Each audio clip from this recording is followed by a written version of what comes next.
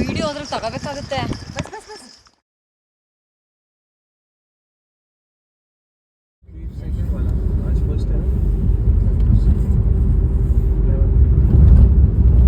आपको जो क्यू है ना वो स्किप भी कराया जा सकता है, लेकिन आपको फिर गाइड लेना है.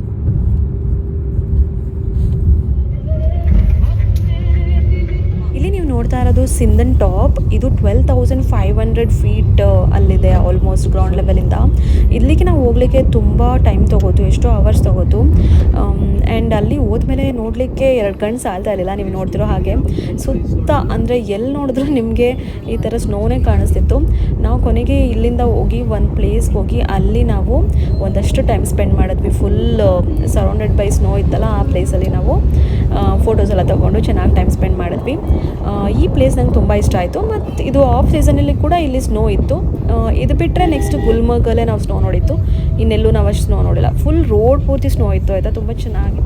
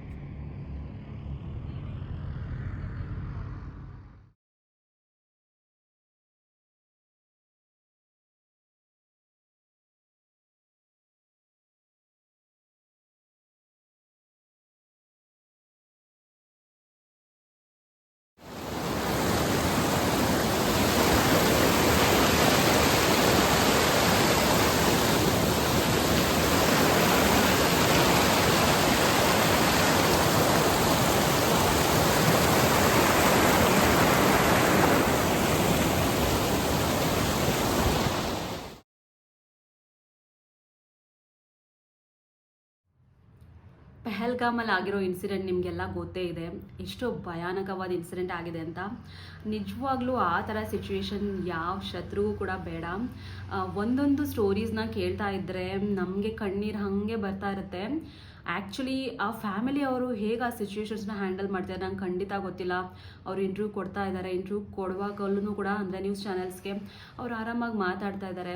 ಖಂಡಿತ ಅವರಿಗೆ ದುಃಖ ಇರುತ್ತೆ, ಬಟ್ ಕೆಲವೊಬ್ಬರಿಗೆ ಏನಾಗುತ್ತೆ ಅಂದರೆ ಅದು ರಿಯಲೈಸ್ ಮಾಡ್ಕೊಳ್ಳೋಕ್ಕೆ ಸ್ವಲ್ಪ ಟೈಮ್ ತೊಗೊಳುತ್ತೆ. ಯಾಕಂದರೆ ಸಡನ್ನಾಗಿ ಯಾರಿಗಾದ್ರೂ ಮನೆಯವ್ರಿಗೆ ಈ ಥರ ಆದಾಗ ಅವರಿಗೆ ಅದಿನ್ನೂ ರಿಯಲೈಸ್ ಆಗಲ್ಲ ಅವರು ಇಲ್ಲ ಅನ್ನೋ ಥರ. ಸೊ ಅವರು ಅದನ್ನು ಟೈಮ್ ತೊಗೊಂಡು ಆ ಎಮೋಷನ್ಸ್ನ ಪ್ರಾಸೆಸ್ ಮಾಡ್ತಾರೆ ಅನಿಸುತ್ತೆ.